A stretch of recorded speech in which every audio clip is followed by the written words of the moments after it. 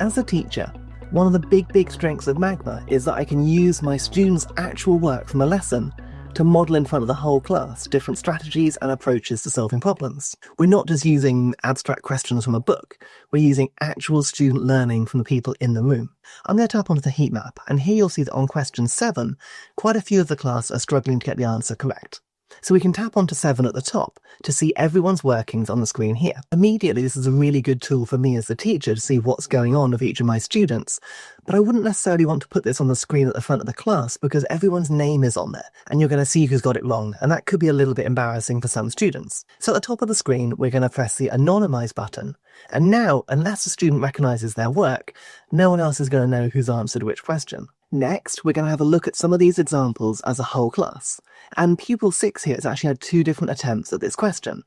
If I tap onto pupil 6, I can see in the middle there all of that student's workings on attempt number 2. In the bottom left-hand corner, I can go back and see attempt number 1 as well. This is a really good conversation starter because we can start to unpick what's changed and how we've got to the correct answer eventually. But wouldn't it be good to kind of actually watch back in real time and find out where that student's gone wrong?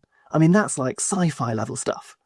Or we could just press play in the bottom right-hand corner, and then you're going to see that student's work come to life as they were doing it on their device. I can also press pause at any time, and I can go backwards and forwards one step at a time to really break down this activity. This isn't just a really cool looking feature.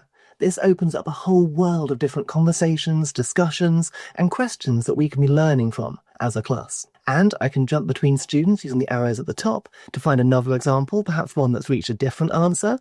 And then we can unpick that as well in our classroom. Of course, there are also going to be times when we're using Magma when the class have gone. Perhaps it's break time or after school. Maybe we've taken the iPad home to mark some learning. We can actually leave feedback for our learners on this very screen.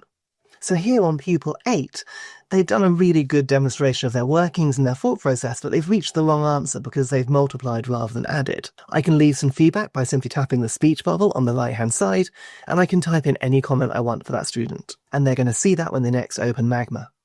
Okay, let's go back to the whole class overview of question 7 really quick, because there are a couple more things that we can do here if we're using it as a whole class learning exercise. Now, at the moment, we can see green and red, who's correct and who's incorrect, which very much removes some of that questioning and discussion that we can have around this question. Well, I can actually hide the answers at the top, which will make every question the same colour. So now it's not obvious which ones are correct and which ones are incorrect. It's even hidden the solution on the left-hand side for me. But some students are probably going to realise that actually the top ones are generally the ones that are correct. So we can change the order as well by pressing this button, and then we can order them randomly.